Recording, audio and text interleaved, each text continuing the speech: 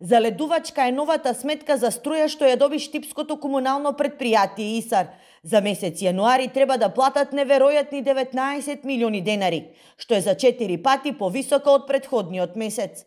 Ова би можело да доведе и до неодржливост на предпријатието, но и евентуално зголемување на комуналните такси што ги плаќаат граѓаните.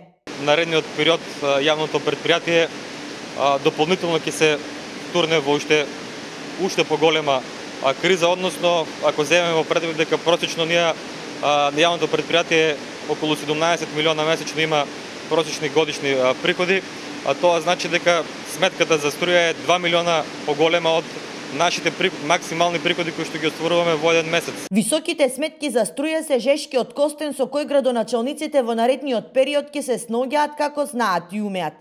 За да се платат фактурите, добар дел од капиталните проекти ќе бидат ставени во мирување.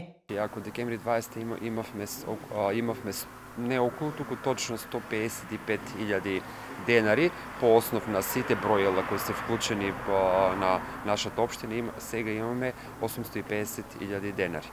Значи тоа е едно радикално покачување што ние како локална самоуправа мораме да бараме решение за да можеме истите да ги на време сервисираме. Че сите тие сметки што достигнуваат на месечно ниво на општините ги плаќаат од собствен буџет или доколку нема средства, треба дел од средства што се предвидени за капитални инвестиции да ги префрли да... Градоначалниците преку ЗЕЛС побараа владата итно да им помогне, но наместо конкретно решение им порачаа сами да си ги платат изгор скапите сметки.